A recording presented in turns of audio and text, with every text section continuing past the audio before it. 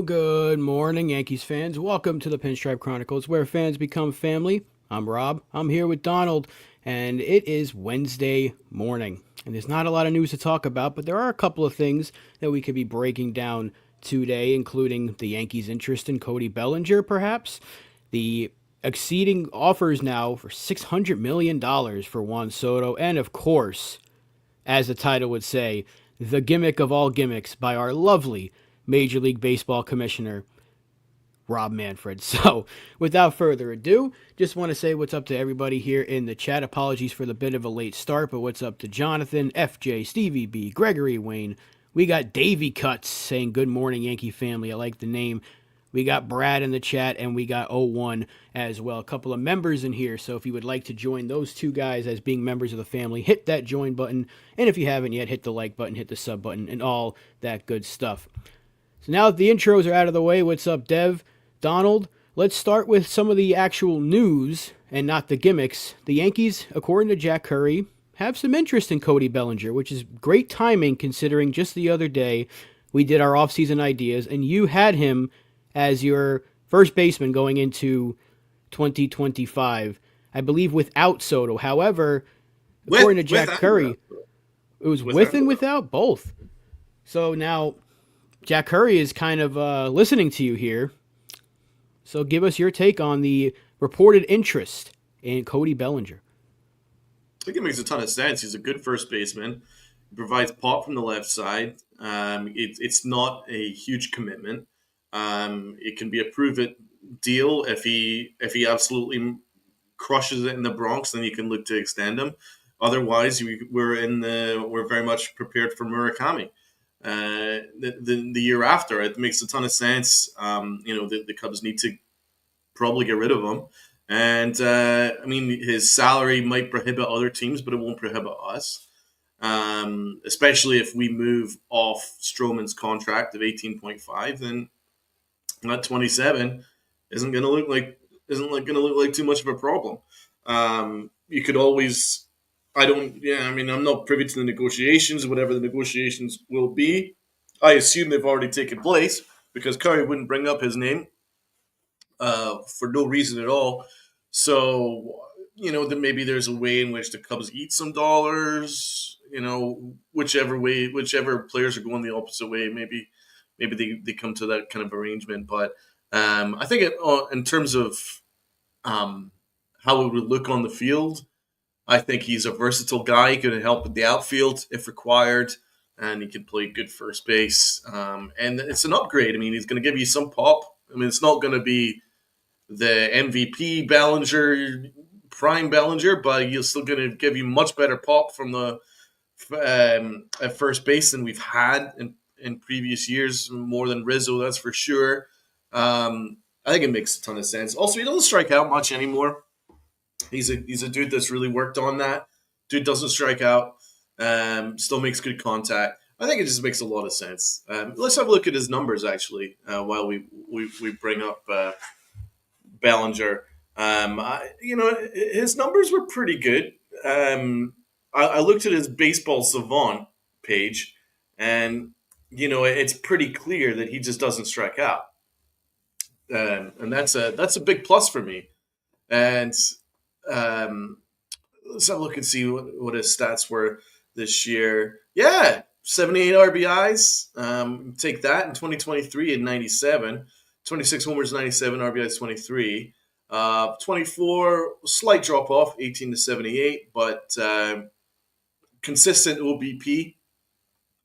And I think maybe moving him to Yankee Stadium might up that 18 home runs up in the 20 plus range, I would say. So I think that makes a lot of sense. You're going to struggle to find a better option. Let's be honest. You're going to struggle to find a better option. The other option would be Nathaniel Lowe. That's the only other suggestion I would make, because I don't want to take on Christian Walker a 3-4 year deal. Sign him to a 3-4 year deal because he's 34. Bellinger gives you a little bit more upside. I think that makes more sense. And again, I really, whether we have Soto or not, I don't want massive long-term commitments, especially when you've got guys like Murakami available the year after. So that's where I'm taking it. Yeah, I mean, you look at his further look at his Savant page. He would have had 24 last year as a Yankee. So Oh, even his numbers, even if they were considered down, which they were compared to his 2023, they were far better. That 751 OPS was better than anything we could have gotten from our first basemans, probably combined. That's how bad our first base production was. So the thing is, the Cubs kind of they're they don't really have the control of this trade because they're so desperate to get rid of him. Apparently, according to Rosenthal. So um, I think the Yankees are. I think both teams are waiting for the Soto stuff. They're going to wait to see where Soto goes. If he stays with us, the Yankees can still pull the trigger, but the Cubs will probably have to eat more money, which would mean we give up more in the trade. Or if Soto does leave, then the Yankees can probably take on more of that money, which means we'd have to give up less in the trade. So I think they're kind of waiting. There are a few teams that should be in on a guy like Bellinger if the Cubs are that desperate to move him, but he would be a great fit here. The Yankees like him, and like Brad said, Curry's the front office mouthpiece. He's not talking about a player. If he's talking about a player, then they want it talked about. And you're absolutely right. And I want to say what's up to Cold Italian Pizza, Demon D, Damian Serrano, Medina. They all joined the chat as we were discussing Bellinger. But you're right. He'd be a great fit, especially when you're talking about the options at first base. None of them really provide the pop that we're looking for besides Bellinger and Lowe. And I know for maybe a year or two you'd get good production out of Christian Walker, but it's highly unlikely he's going to want a 2-year deal. Ideally, you'd get him for a 2, maybe 3-year deal max. And I just don't know if he's going to want to take that because this will probably be his last contract because his age is getting up there. So he probably wants to sign one more big deal, and that would be it. And yeah, you're right, Acevedo. What's up to Acevedo in the chat? And Sean. Sean says, like father, like son, Bellinger will be great. Can't forget his dad did play with the Yankees. And Acevedo says he can also help Ben Rice at first. I have a feeling Ben Rice is going to be involved in the trade for Bellinger or a trade. If we're getting Bellinger and we're going to be in on Murakami or even Vlad next year, I don't really see a spot for Ben Rice, even though he can catch. We did just add another catcher to our 40-man roster. I have a feeling Ben Rice is going to be used as a trade chip, but we'll see. If he's still here, then you're absolutely right. He can certainly help Ben Rice at first base. But nonetheless, the money's not that much when you really think about it, considering the contracts that are getting given out now. And for a guy that can add 20-plus home runs to your lineup that desperately needs it, and good defense at first, which we need, I think if they can make a deal happen, whether the Cubs eat money or we give up prospects or we just take on the full salary and give up less, if the Cubs are that desperate, it kind of makes perfect sense because like you said earlier, the commitment's not that much. If at most it's 2 years that you're committing to Cody Bellinger, and that's not a lot for a guy that can play first base and a good center field. another thing, Bellinger could actually help Spencer Jones because their makeup is quite similar. Spencer Jones seems to project as a low key kind of Bellinger type, someone that is athletic, can play the outfield very well, and at a pinch can play first base. But as someone that had strikeout issues, which is the same as Bellinger, but Bellinger's fixed that. Maybe Bellinger can help Spencer Jones cut down those strikeouts and get the best out of Spencer Jones. That's another option. Yeah, definitely. Spencer Jones actually dropped pretty significantly on the Baseball America's prospect list, for at least for the Yankees. He was number 2, and now he's like number 6 or something like that. So anyone who says they're not looking at strikeouts in the minor leagues, I'm sorry to break it to you, they are. A lot of people are worried about those strikeouts. The strikeout rate has not dropped. Everything else looks great. His defense is great. He steals a ton of bases, hits for power. The average is fine, but if you can't fix the strikeout rate in Double-A, how's that going to translate to the majors? That's what I've been saying this whole time about Spencer Jones. Do I think he can correct it? Yes, but scouts are definitely looking at that. That's why his prospect ranking has dropped. They look at those things. Hopefully, a guy like Bellinger, even a guy like Soto, they can help out. If they're here, they can certainly help out with that because Spencer Jones has all the tools to be very good. But that's still a little ways away. But you're right, though. Bellinger is a perfect example because I think they're very similar as well. A lot of people were comping him to Judge, and that's just not fair. It's because they're tall. He was always more of a Cody Bellinger type. Bellinger's he's a tall dude, lefty with some pop, but had some strikeout issues. Mm-hmm. That's literally what Spencer Jones is. So you're looking at a perfect comparison between those two players. And I think if you bring in Bellinger, you're right, it would definitely help Spencer Jones because they wouldn't move Spencer Jones, especially if they're getting 1 year or two of Cody Bellinger and they're bringing Soto back. Then there's no way they're moving Spencer Jones. Yeah, I mean, Stevie B, to your point, I mean, I'm all in on keeping Spencer Jones in pretty much any package. I want to keep a hold of Spencer Jones, regardless of the kind of names that might become available. I want to get the most out of this guy. What I saw in spring training of last year, that is somebody that had a really good command of the strike zone, and that is someone that was making really good contact, and he was driving the ball. And I don't know what happened to him after spring because he just seemed to collapse, and he really struggled the first half of the year, and he was striking out a ton. So there are some issues that need to be worked on with Spencer Jones, but he's one of my favorite prospects, and I think that there's a lot of upside with him. So if there's any way that we can help him, and Bellinger would be maybe someone that could do that because they project as quite similar makeups, then I think that anything can help. But these are the kind of questions that Juan Soto, which we can now seamlessly move towards. These are the kind of questions that Juan Soto will be asking Hal Steinbrenner about our development. And I think that's a big. I think that's a big question. I really don't want, because when I read that Hal Steinbrenner just wrote it off as no, he's just interested. No, I think it was more than that. I think he was seriously asking these kind of things in order to trust that we're the team that'll get the most out of this organization over the next 10 to 15 years. The people in our minor league system. So yeah, he's got serious questions about that, and I think Spencer Jones is one of them. Jones is good, but he's really struggled. How are we going to get him back? Jason Dominguez was our star prospect.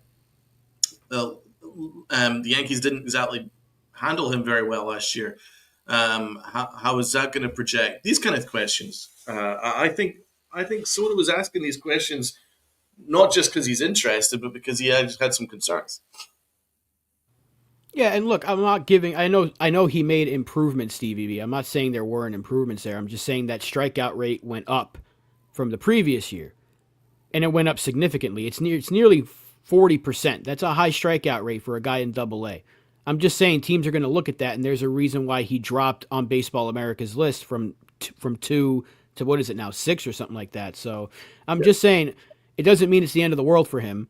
It just means that they're taking a look at that. And they're going to use that into account when they're ranking prospects. And other teams will take that into account because no longer is he just going to be the headliner and you can probably move him for a good player. You'd have to include another 2 or 3 guys. Teams look at that. Prospects rankings from day to day, they change. But especially from season to season, those go up and down. And Brad, I'm not trading for Vlad.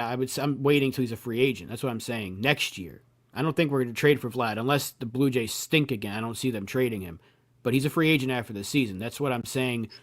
The 1-year investment in Bellinger, potential 1-year investment, helps because next year you'd go after Murakami or Vladdy Jr. But Damian mentions if we get Soto, we probably don't get Vlad. I don't know if that's necessarily true because the Yankees will have some more money coming off the books next year, especially if they do get rid of some players like Stroman, for instance.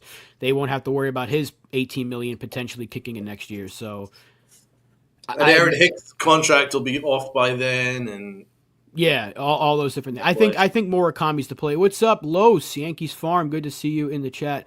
All right, but yeah, 35%. Yeah, it was a high strikeout rate, and Los would know more than anybody about Spencer Jones, and if you need information about prospects, check out Yankees Farm. If you haven't yet, what are you doing, first of all? But yeah, Spencer Jones is going to be good. It's just that we know the strikeout rate has to get better. It's what everyone's going to say. It's what everyone's been saying. If he gets that strikeout rate down, you're looking at a really good player. But a guy like Cody Bellinger can certainly help with that, and as could Juan Soto. But again, he's still young. And Yeah, you're right, Los. Look at that. 315. The tools are there. He's just got to fix the strikeout rate, and then you're looking at a great player. And that's what I've been saying this whole time. I'm not saying he's bad or you're gonna No, not at you all. got to trade him, but you just have to. He's got to fix it, and he's got to fix it now because you're not going to see if you see a guy striking out that much in Double A, it's going to hurt how he Yeah. would eventually play here.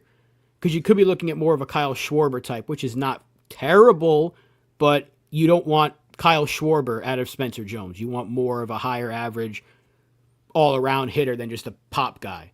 That's all I'm saying. I think Spencer Jones is going to be great, and he's going to be part of this team's future, but he has to fix the strikeouts. That's as I'm a simple as big that. believer in Spencer Jones. I absolutely am. But another thing that Jack Curry brought up is he's guaranteeing that Durbin's going to be uh, on the 26th man roster come the end of spring. Where would you put him? Second base, third base? You know, he's probably better at second base. And where do you think he would fit? Do you think he would be someone that you could have as leading off because if he's a high contact guy? Excuse me. He doesn't strike out at all. You want to talk about strikeout rates? Yeah. Caleb Durbin doesn't strike out. He's a bat to ball kind of player. I honestly feel like that's why they got rid of John Birdie. Because ideally, John Birdie would play that everywhere role on the bench. I think that's what they want Durbin to be. I'm not sure if they're going to lock him into one position because there's a reason they put him in the outfield. There's a reason they have him playing second, third, left, even right.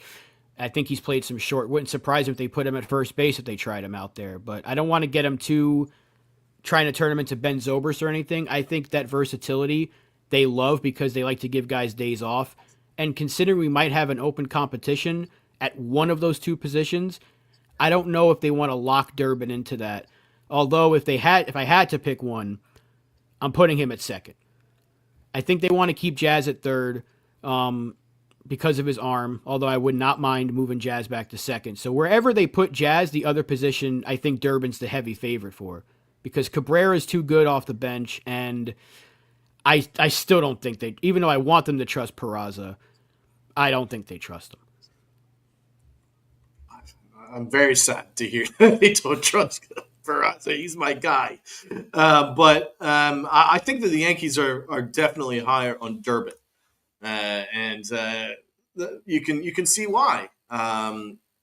He had 29 plus stolen bases last year, had a 287 batting average, slash 396, 471. Those are crazy numbers. He's a high contact guy, doesn't strike out at all. Versatile, plays second and third, even plays shortstop at a pinch actually. So he's a guy that makes all the sense in the world, and that's why they didn't pick up that's why they didn't pick up Birdie's option because they're like, we've got a younger, cheaper, healthier, potentially better version already in our farm system. That's what they're thinking.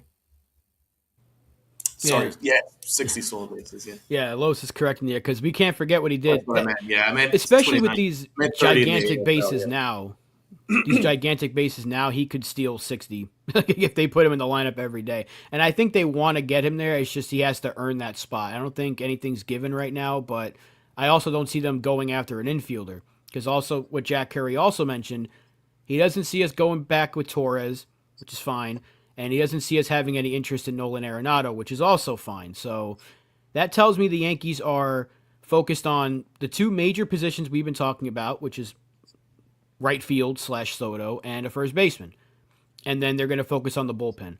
I don't think they're adding another infielders. And that's where Durbin does come into play because like Birdie would have got what, 3.5 million. You get that for like 780,000 on the rookie deal. So it just makes all the sense in the world to have that versatility there. I just don't know where they're going to put him because they're playing him all over the place. So ideally he would start because you know what the tool set is. Contact guy, speed, runs like hell, and he's a little dude, and he's got that little dude, I'm gonna beat you up type of energy. Like I would hope he turns into like an Altuve type of hitter, but Yeah, I just don't know where they're going to put him because he can play everywhere, and the Yankees love that versatility. And we saw it with Waldo. They don't like to lock that kind of player into one position unless they absolutely have no choice. This year, they can afford to put a guy like Durbin at one position because they still have Cabrera. So Cabrera can be your all-around utility guy off the bench. So Durbin can certainly start. I just again I don't know where. It depends on what they do with Jazz. What I love is that he has a lot more walks than he has strikeouts. That's a big takeaway. So in AAA, he had 47 walks and just 37 strikeouts. So it's a huge that's a huge plus for us. And as I say, AAA had 29 stolen bases, 60 RBIs, and and had a 471 slug, which is pretty nice. I will take that. So that's just in AAA alone. So this is a guy that walks more than he strikes out. Lot more contact. We need that. There's the kind of guy that we're absolutely crying out for. We need more of that in our team. So I'm quite excited to see that, and it was good to hear that Jack Curry had mentioned him because that's someone that we're paying attention to. Again, I would love the Yankees to have more interest in Peraza. Peraza is my guy. He's a phenomenal fielder, and I think he's just touching what his ability is over the course of the next few years. I think it's just the tip of the iceberg for him. But unfortunately, the Yankees don't seem to believe in him for whatever reason. I mean, it's now or never for him because if they don't use him now, they're gonna have to throw him in a deal the way they did with Florial just to get something back for him, unless he's part of a bigger trade. Acevedo says, remember that Volpe was a speed guy, and as soon as he got to the majors, it stopped. Well, he still stole like 20 some odd bases, which you would like that to be higher. Don't get me, you're absolutely right. But unless the Yankees change their mentality, he won't run. I think if you have multiple speed guys like Jazz, like Volpe, like Durbin in the lineup at the same time, they will change their philosophy up. Because you got to create offense, even with big boppers like Judge, hopefully Soto, potentially Bellinger, and Stanton in the lineup.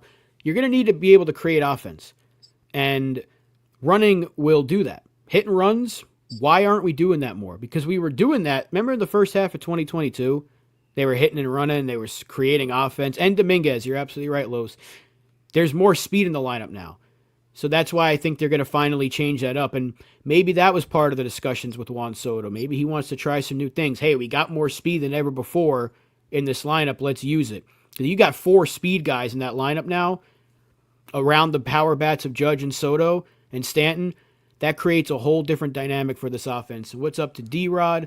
We got some talk about the bullpen going on here. Let's touch on that really quickly. Sean's saying he'd be fine. I think he's talking about Los' suggestion of Beater or Ray Zellman. Either one is fine. I think they got to get one high-end bullpen arm, but I think the rest of the Devin bullpen Williams, that was my suggestion in Yep. the last episode. I love Tanner Scott. I like Devin Williams. I like Helsley. But yeah, I think the rest of those bullpen spots are going to be filled with from within or dumpster diving again. That's what they like to do with the bullpen. But they have to get one high end arm, at least one. Ideally, they'd get 2, but I think they got to get at least one. So, what we're basically hearing is that Juan Soto is going to have a decision by the winter meetings. So this is the calm before the storm. I think that by Friday we will know. It's just 48 hours. Uh, Curry says that the Yankees, their money is no object with them, that they're going to go all in. It looks like they're already over $600 million. That's just good sign.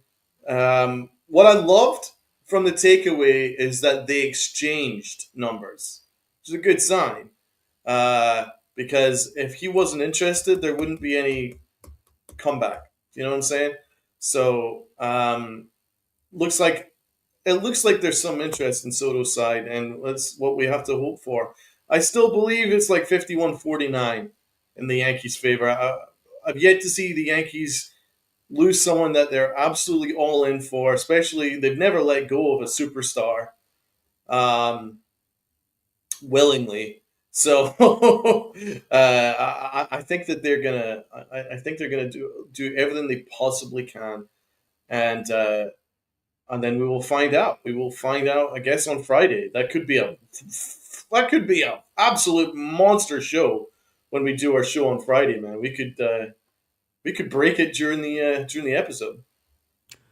That would be lovely. And Lou, some reporter, you have a name of this some reporter? Because look, all off season for the last like 2 weeks, it's been random dudes that claim to have sources saying he's signing with the Red Sox, he's signing with the Blue Jays, now he's a Met. I'm waiting for Curry, I'm waiting for Passan, and that's about it. One of those Yeah. two are going to break it first. Jack Curry, I believe, broke the Yamamoto news last year, so I'm waiting for one of those two, especially when it comes to Yankees news. Wait for those two. Wait for Jack Curry. Wait for Jeff Passan, because if it's coming from some yuck on the West Coast saying it's a done deal, I'm sorry, I'm gonna have a hard time believing it. I didn't believe that dude from the Pat McAfee show when we said we got Yamamoto.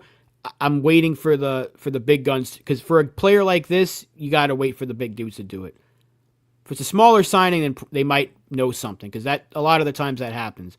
You see, like a random account be like, "Oh, the Yankees want Mark Leiter," and then boom, they get Mark Leiter. So, but for a guy like Juan Soto, I don't think some random account's gonna have the news. I'm sorry.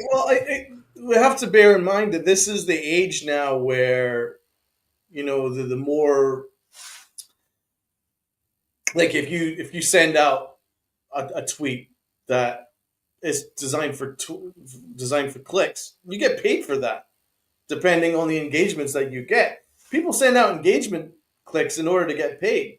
So, what better way than just to come out with some kind of nonsense that Juan Soto is going somewhere. And this is the instant gratification era that we're in now. Everyone wants to be the first to break that news.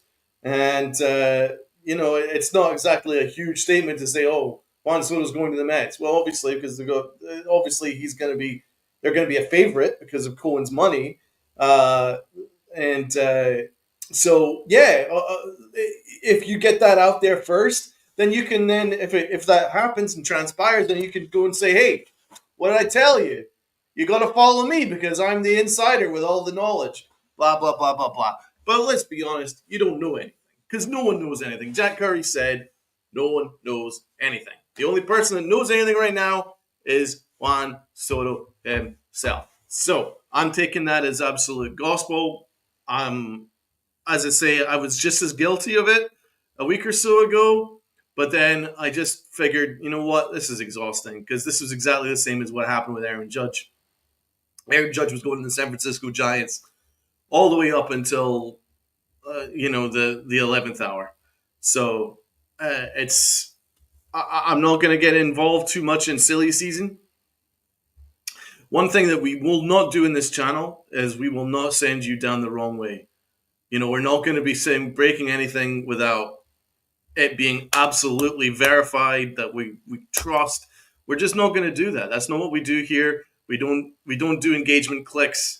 I know that it would maybe help our subscriber count if we did come up with some kind of nonsense, but we don't do that because we're honest. We're just honest guys. So we're trying to stay away from that. I'm not disparaging anybody who does do that kind of stuff, but most of the channels that we support don't do that, and vice versa. So that's where I'm at. Randy Miller, the Yankees are not going to go over 550. Well, apparently that's a lie because the Yankees are over 600 now. So Yeah. don't Again. I don't believe that Hal Steinbrenner is going to just willingly let him go without doing everything he possibly can, because he's not a moron. He's a businessman, and he knows it's terrible for business if you let Juan Soto leave. It's awful for business. The optics are terrible. It's an awful look. If he goes to the Mets or the Red Sox, it's an embarrassing look for the New York Yankees, and that's something that they will not be able to live down, not for a long time. Let's be honest. No, and again, Randy Miller, when is the last time he was actually right? Because last offseason he was talking about he knew Juan Soto's dad's friend or something like that. And he's like, oh, he's not going to stay with the Yankees. And so he's been having that agenda since last year when the Yankees traded for him. He's been trying to keep that agenda going. And to say the Yankees aren't going over 550 when Curry, like 24 hours later, said, well, that's not true. Even verified reporters, it's hard to believe anything now. That's why, again, you have to just wait until the big guys report. And yeah, D-Rod, but a guy like Randy Miller, he's been spouting off nonsense for a very long time. Yeah. Like, for the last like couple of years, he's just doesn't have any legit. Like, even remember when Nightingale was wrong about literally everything.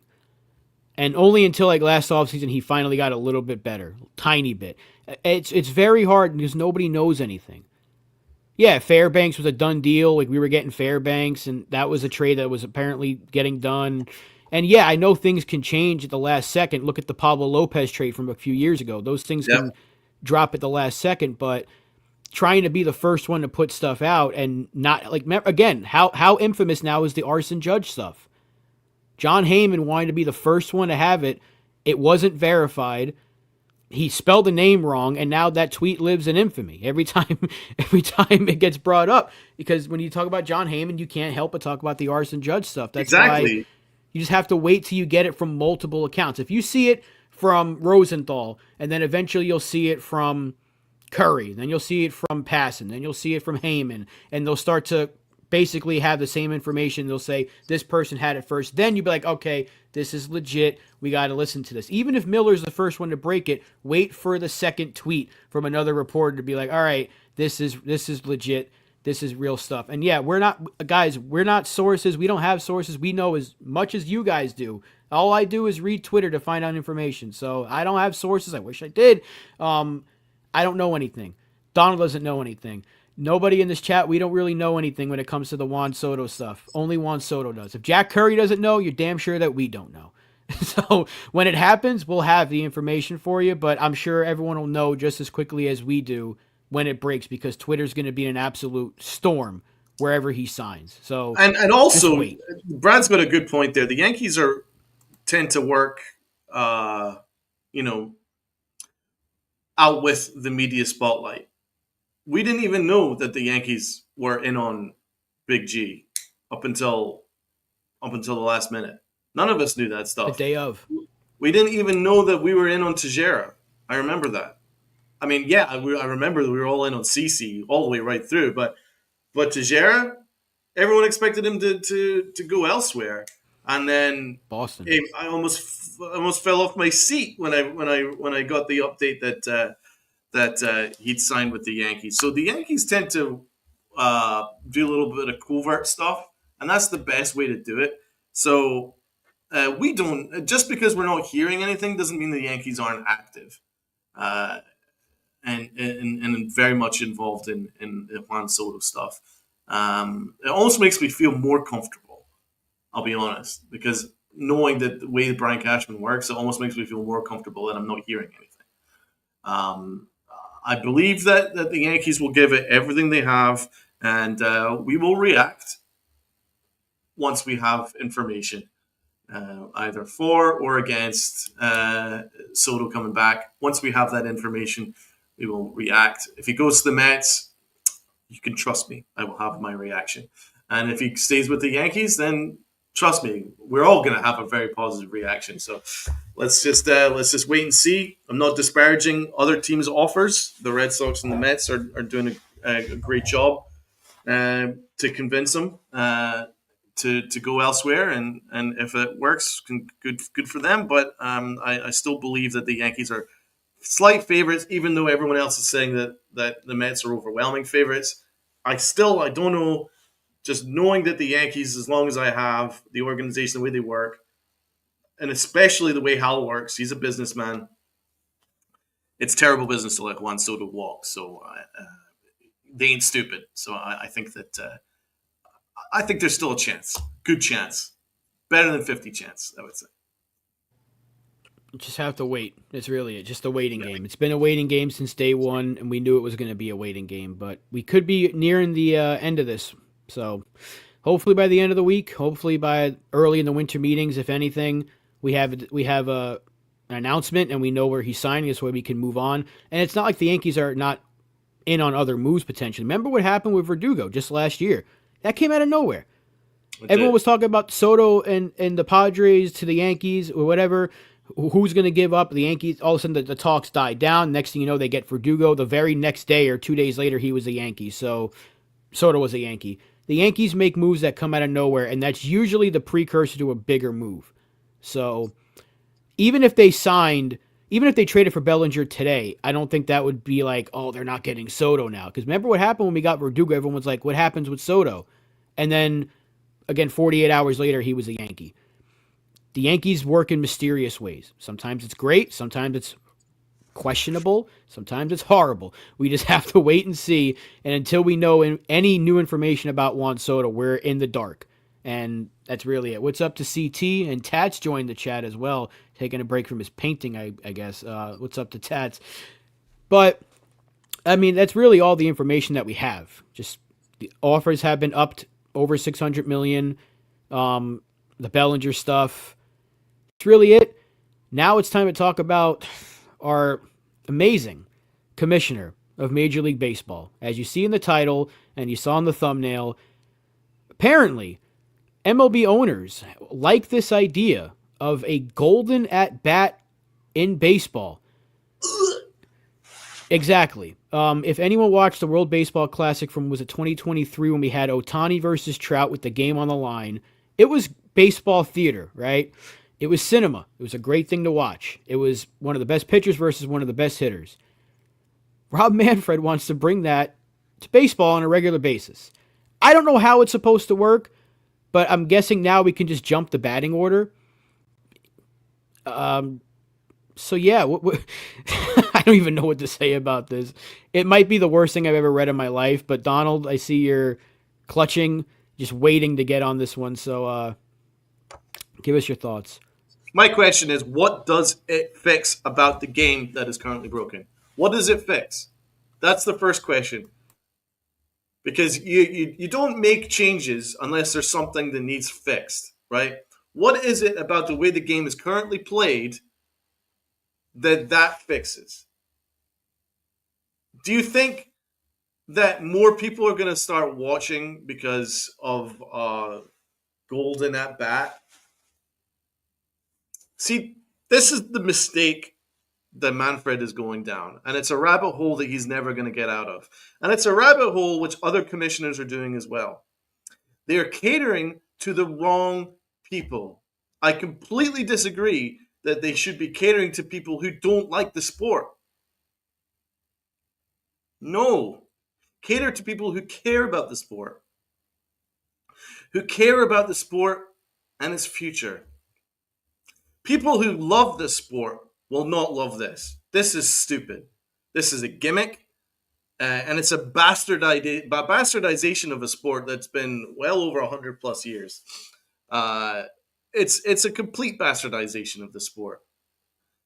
One of the great things about this game is the storylines of the David versus Goliath battles, right? The unlikely heroes.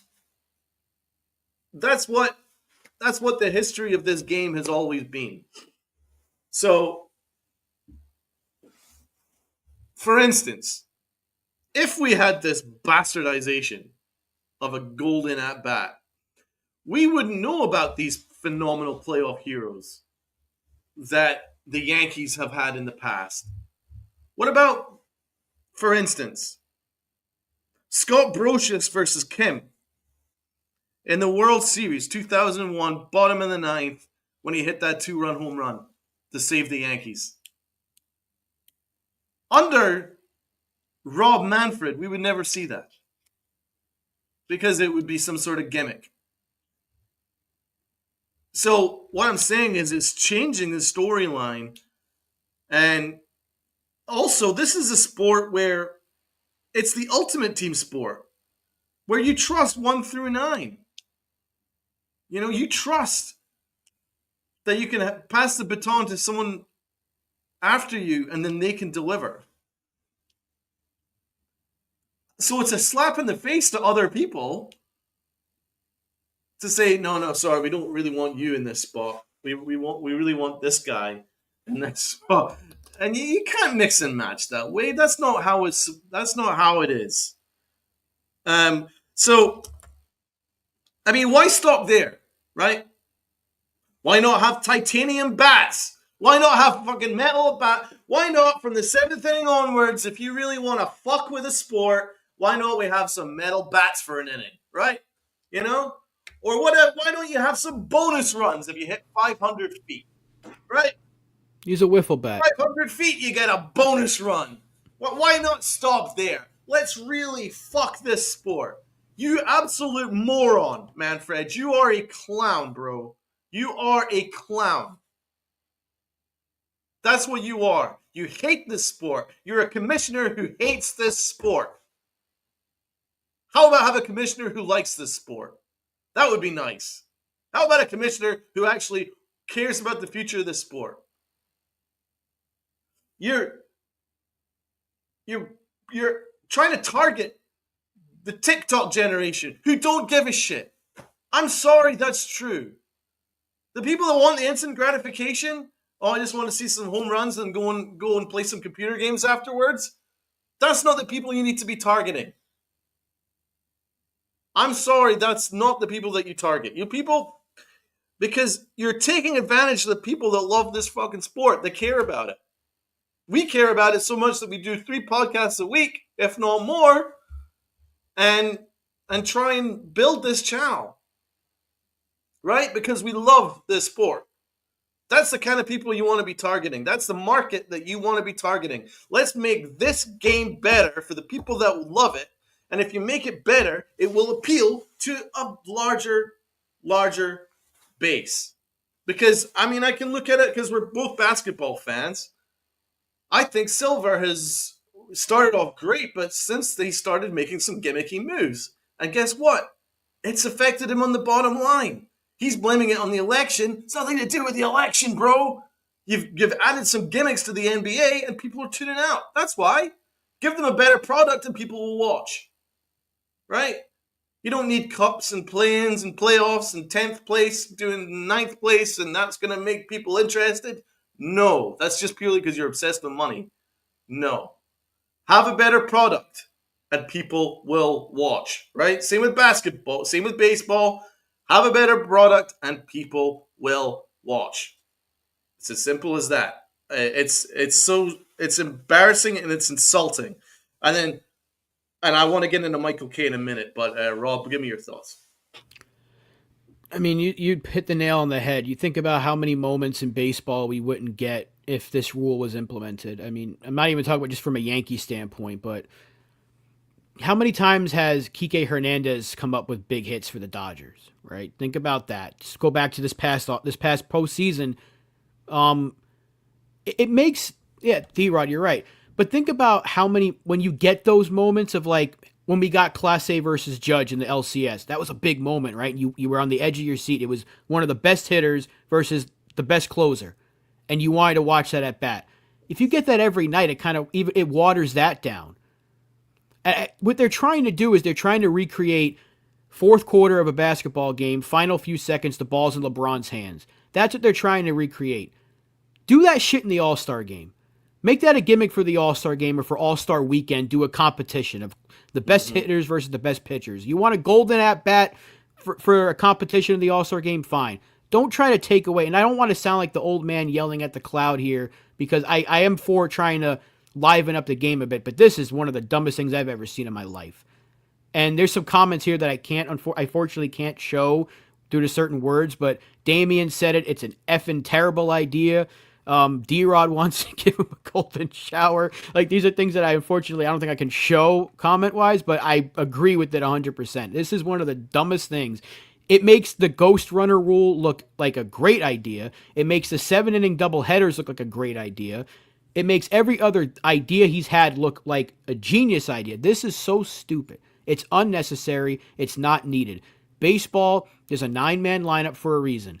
If it so happens that Jose Trevino's up in a big spot, you got to deal with it.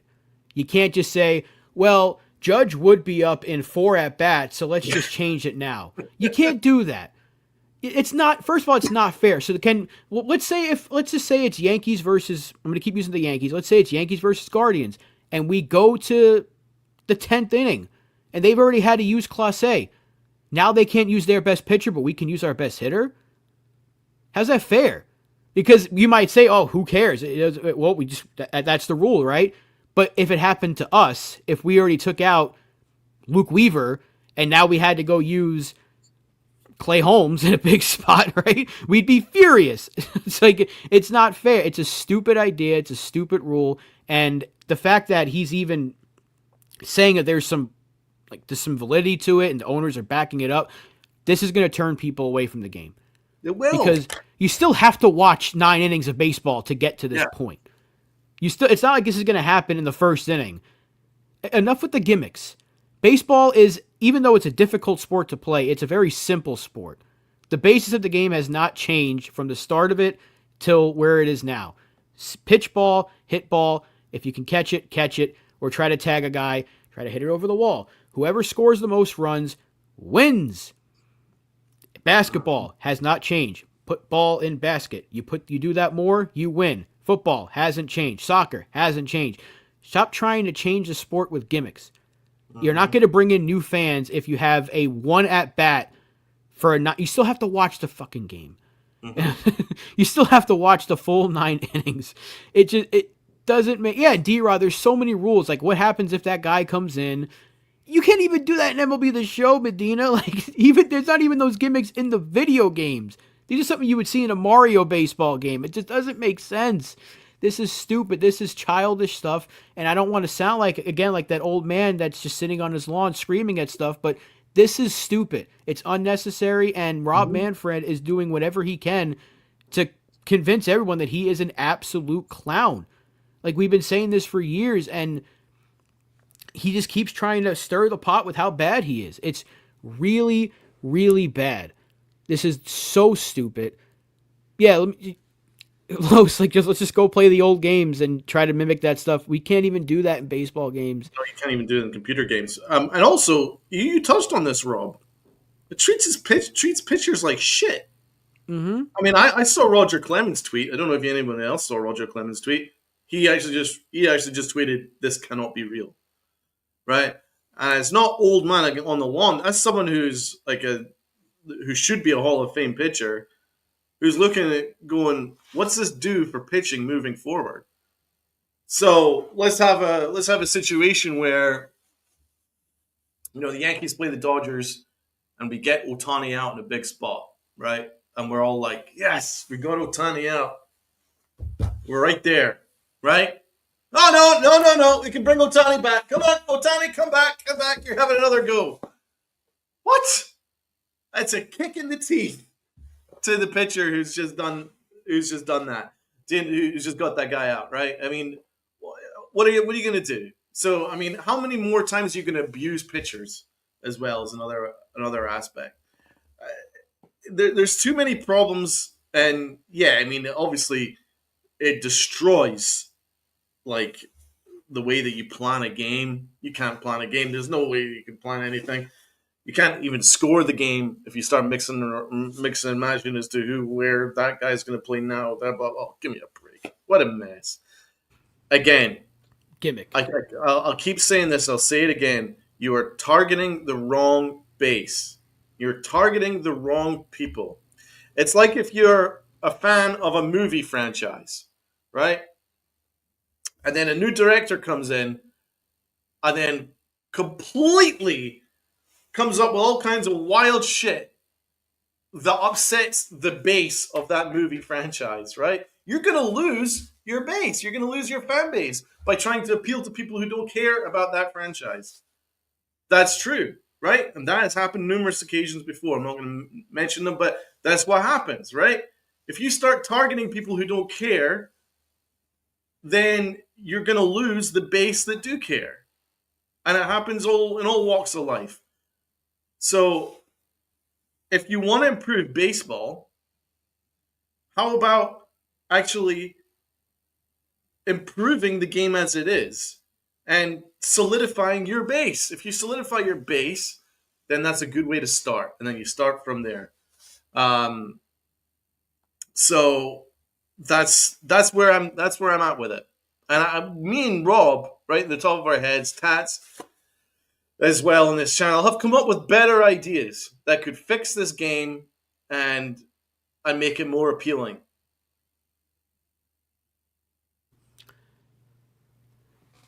I don't. I don't know what the hell he's trying to do to this sport. Like, is he? Does he think it's too long of a game? Then shorten the season. Is that it? Like, is that what we're doing here? It doesn't make sense. I can't. I'm still trying to figure this out. And you mentioned Michael Kay, and man, oh man, it just he keeps pissing me off in more ways than one. But like, why would anyone want to support this? This just doesn't make sense to me. Like, if we know baseball is literally a year-round sport, ends in November and starts right back up in February. You have like 2 months without baseball, really, and it yet still has the slowest off season you can possibly imagine, and it's only realistically like 2 or 3 months worth of off season. So, and I Rob, don't when is know. Manfred's contract up? I think it's after next year or something like that. I Good think he God, said when this is up, he's done. But can't come soon enough. I'm thinking Epstein would be a pretty good. Theo Epstein would be a good replacement for him. You're gonna say Jeffrey? No. That's why I had to say his first name. Because I thought of the same thing when I said the last name. We're not going to the island, but yeah, Theo Epstein I think would be a good replacement for him. Anyone but Manfred, really, at this point. Tad says he would do a better job. I'd like to hear his ideas, but Joe Torre, I just don't know if he wants to do the job at this stage in his life. He's up there in age now, really up there. But I would give it to someone a little more younger, but probably has fresher ideas than this bullshit. Yeah, someone who actually cares about the sport would be a really good, maybe an ex-player, an ex-manager, someone that has a vested interest. Uh, Theo Epstein makes a ton of sense as someone who's been a GM at a very high level, has won at the highest level. That's someone who cares. That's someone who'll have some smart ideas. I don't want him to make any more changes to the sport. He's already done enough damage. So I don't want him to come up with any more stupid stuff. I mean, for instance, you could improve this sport by targeting the base that actually cares about it. How about adding a salary floor and a top level salary maximum of say 300 mil, right? And then you have a minimum salary floor, and you actually start punishing teams that don't reach that salary floor, right? Because it doesn't seem very fair that the teams that actually spend to try and compete are the ones that get punished, right? By funding the teams that have no interest in competing. What kind of sense does that make? That makes absolutely no sense. It never has made any sense, and it seems to promote tanking. So fuck tanking. How about add competition, right? Salary floor. That means that free agency is now opened up. That means that more people are going to get signed. That means that more people are going to be involved in other different types of teams. You can do that. That's one suggestion. One suggestion I had last night: make the draft interesting, right? Make the draft something that we all want to tune in for, right? Because no one cares about the baseball draft unless you're involved in minor league scouting. No one cares. No one genuinely cares. So how about all the international free agents and all that stuff, and then you can open it up into a draft, and you can trade up into the draft, whatever, just to make things more interesting. Because all the international free agents seem to go either to the Dodgers or the Yankees or whatever. So let's open it up, make it more interesting. These kind of things make the draft something more interesting, or you have a case where if a team doesn't make use of your top 10 prospects over once they reach the age of like 24, you can't protect them, and then they go into like a draft lottery, and then other teams can pick them up. Again, I'm just spitballing, but anything that will promote competition, more teams getting more players, that kind of stuff, right? I think that would help anything. to make it more interesting. That's so make the draft interesting. Why not add a salary floor? Make that make that interesting. You know what I'm saying? A salary cap at 300 million. No one's going to go over 300 million. The only damage would be the Mets, so that's not going to be an issue. And lower the punishment for spending over 290. Anything, just add to competition. Rob, give me some of your ideas. I've been saying salary floor for the longest time. You can't put a salary cap in baseball with the way contracts are, but you should have a floor, because why is it that a team can spend $20 million on their payroll, but yet they have no penalties? In fact, they get more money for doing that. They get the higher picks, so they get the Paul Skeens of the world, and they get it pretty easily. The only thing they try to do to fix that was putting a lottery, which, let's face it, doesn't really help anymore. So you can get rid of revenue sharing. You're absolutely right, Sean. If a team doesn't spend a certain amount, they don't get it. And I like Tats has been having these ideas for years, and I really do like a lot of Tats' ideas. I would think about shortening the season, if I'm being perfectly honest. Or at least doing something like what you do in basketball, where there's a dead period where the league year has to start on a certain date. This way you'll get a frenzy of free agency. Remember before the lockout when free agents were signing left and right and everyone was talking about baseball? That's what we need again. The offseason is a drag. The regular season, if we're being honest, is kind of a drag because no one really cares until we get to like July. A lot of the time, I mean, the diehards will care, but like, I think it's just, you can shorten the season a little bit. They're trying to shorten the game already as it is. I'm not saying go to like 100 games, but you can shorten it a little bit. But really, it's just about making the stuff around the game itself a little more exciting. Because in the NBA and NFL, when the league year starts, things start moving immediately. And free agency starts, everyone's looking at their phones. Who's going to sign here? Oh, who's going to sign? Let's say if Mahomes is a free agent, which he won't be, but let's just say he was. Who's going to get Mahomes? Who's going to get this guy? When Kawhi was a free agent, where is he going? Everyone was listening. Everyone was waiting to see where they would sign. But Juan Soto might be one of the best free agents we've ever had hit the market, and it's been kind of like a month plus now of just, well, let's wait and see. And we still haven't had any major signings besides Blake Snell. My biggest issue with the game itself is really just the offseason is slow. Nothing really works. I don't know what you can do to fix that is to have a salary floor. This way more teams would spend. Even if teams are giving 1-year contracts out to where they can trade that player later on, at least if they met that qualification for the floor, they would have to spend, which means more players get signed. We don't have an instance like last year where there were 5 players still unsigned in free agency that were really good. That could have all helped the team. And that can help. But again, just stuff like this doesn't really help the game. This isn't going to bring more viewers. Again, you still have to watch 9 innings of the game. And we talk about it a lot. This generation, here I go, sound like an old man again, but this generation's a lot of short attention spans, and I get it. People want to do things quickly. I have ADHD. It's like we go from one thing to the next. We're all over the place. Sometimes it's very difficult for someone to sit down and watch a 2-hour plus baseball game. I get that. But you still have to watch a 9-inning game to get to this rule. So how is this helping? That's my biggest question. How, like you said at the start of it, how is this going to help if you still have to watch 9 innings of a baseball game? And by the way, when we were growing up, man, when it wasn't even that long ago, there was better talent spread over the league than there is now. I mean, heck, Jason Giambi was playing for the Oakland A's, right? You had Jim Thome, who is an absolute beast playing for the Cleveland Indians, right? You had a Red Sox team that was stacked. You had the Yankee dynasty stacked. Absolutely stacked. You had Cal Ripken for Baltimore Orioles.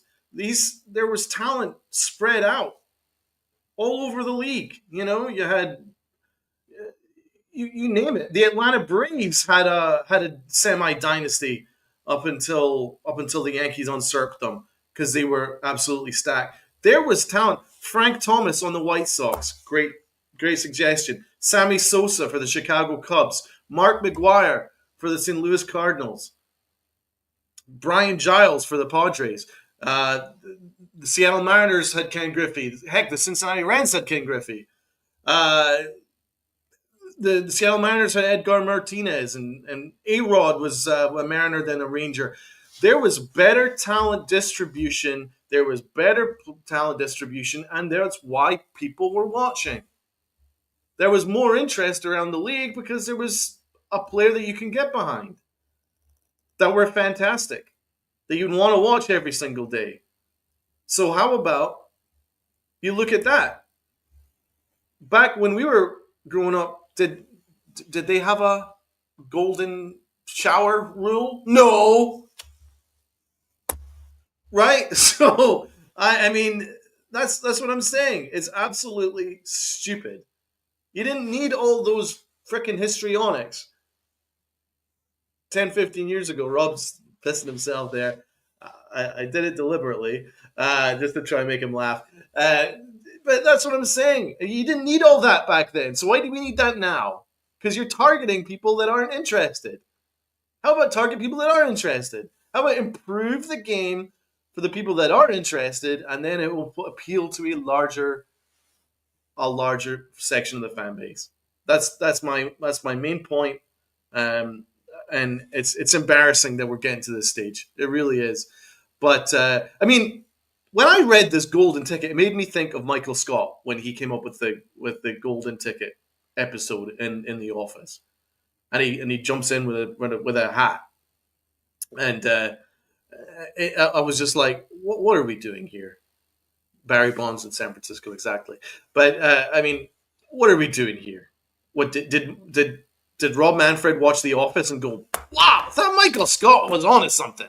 Because the golden ticket, the golden at bat, give me a frickin' break. But let's finish off with Michael Kay, right? I listened to him on ESPN and just screaming at us. I don't know if Rob, did you hear the segment? I can't listen to him anymore. No. I'm taking D-Rod's advice. He said if you don't like what he has to say, just don't listen to his show. And I've been on that train for a while, but I can't help but see what he's been saying. And he's not necessarily defending the idea. He's defending Manfred to be like, at least he's trying to cater. He's kind of blaming us for not liking this idea. He's calling it, saying it's our fault or something like that. You know, he's always blaming the fans. But he's also talking out of both sides of his mouth, bro. With shocker. I mean, with a head that big, you tend to do that. But I'm sorry. I don't like Michael Kay. I know he's the voice, quote unquote, voice of the Yankees. I can't stand listening to him on the games. This past season, he seemed about as insufferable as ever. Remember when he was fighting with Flaherty in the middle of a broadcast? Yeah. I just can't stand the guy. I choose to listen to Pete. I choose to listen to the game on mute if I could without listening to Michael Kay. I just don't think he's a worthwhile listen anymore. And I have no interest in watching his show. Yeah, he was talking out of both sides of his mouth. So he basically says, I wouldn't sign up for the idea, but it's your fault if you don't agree with Rob Manfred. That's what he was basically saying. And he was screaming. Because I only came across it, obviously, when you're going down X. And they're saying, Michael Kay has his thoughts. So I'm like, all right, well, let's listen to his thoughts. And all I heard was him just yelling and roaring. And he's saying that we have to get our heads out of our asses. Dude, you need to get your head out of your ass. Not us. And this is my major concern here. I don't know what's happened to him. It's like, as he's gotten older, and maybe it's because less people are listening now, and he's angrier about it, because he used to have the best show around on the radio for a while after Mike Francesa retired. He had the best show pre-pandemic, and I was really enjoying listening to it. As he's gone older, he's gone angrier, he's gone more pompous, and he's gotten more disrespectful, as Anna points out here in the chat. Kay is so disrespectful. Yes, He speaks to us like we're morons, and he expects us to want to listen every day. I'm sorry. If I get called a moron for having a opinion like this, that this is a dumb rule, then I don't want to listen to you because that you're the problem. And so I don't know what it is. What's happened to Michael Kay? Because he used to be great to listen to. I used to love listening to his broadcasts. Now he sounds very pompous and angrier. And I would have thought that considering he's made such success out of Yankee fans and baseball fans that want to tune into him every day, you would think that would make him more humble, you know? But not him. And he decided to take that 2 minutes just to yell at us and scream at us and call us that we're morons and we need to get our heads out of our asses. And he calls us mouth breathers and all this kind of stuff. Why does that make me want to listen to him? Who does he He's think always he is? attacking other broadcasters too. Like, why does he keep going after the Mets guys? Like, I'm Yeah, not going to Howie listen to the Mets broadcast, but he's constantly going after Howie Rose. Remember how mad he got when they were voted the best booth in the sport, and he was all mad about it. Like, he's just kind of proving everyone's point. And Anna, you're right. He lumps fans together. There's a lot of people that do that. And also people that like to call people morons. Someone that we all know that does that all the time, that lumps the fans into one category, and that's why nobody wants to listen to that person speak. Same thing applies here for Michael Kay. So, I mean, I don't want to get too far into this with him. It's every time his name gets brought up, it reminds me of how I feel about WFAN, and I know he doesn't work for WFAN, but I hate them, and I hate Michael Kay as far as I'm concerned right now. I don't want to listen to him because every time he speaks, I just feel like he's just spouting off nonsense. Yeah. And I feel dumber. I'm listening different to from him. you, actually. I actually started off as a huge fan of his. And I used to love listening to that show. And now I stopped listening. So you've never liked him. I've actually liked him for a long time. And now I'm put off because I can't listen to it anymore. I don't want to be listening to someone just yelling and roaring and calling everyone idiots. Uh, what's productive about that? There's nothing productive about that. There's nothing productive about the golden shower rule, at bat rule. And there is what is hopefully going to be productive is the Yankees continuing talks with Juan Soto, and hopefully by the end of the week or the weekend we have a decision and we know if Juan is staying in the Bronx or if he's going to Queens or he's going to Boston. I hope none of those things happen, but or if he's even going to Toronto or LA. We don't know yet. Hopefully he is back with the Yankees, and it would be sweet if he would sign on Friday morning so we can be live while it happens. And we will be back Friday morning hopefully with Uncle Tats if he's done painting his house. And we will be breaking down whatever news may come out in the next 24 to 36 hours or so. So make sure you check us out Friday morning at 10. And make sure you hit that like button, hit that sub button, and member up if you want to. You can join the likes of Brad, and we know Ken's been giving out a ton. D-Rod's a member. A lot of great people in the chat. But we want to say thank you once again to everybody that joined us here on this Wednesday morning. We will be back on Friday at 10 a.m. to talk about whatever news may come out. But, as Uncle Tats always likes to say, wear those pinstripes of pride and play hard. I want to find out how his pet lion is doing with his house getting painted. Because you saw how he handles doing podcasts. So that pet lion in his house, while he's painting with ladders and stuff, I worry. I fear for his safety. Well, if he comes back with bruises, we'll know what happened. But we'll see you guys Friday. Hey, have a good one, everybody.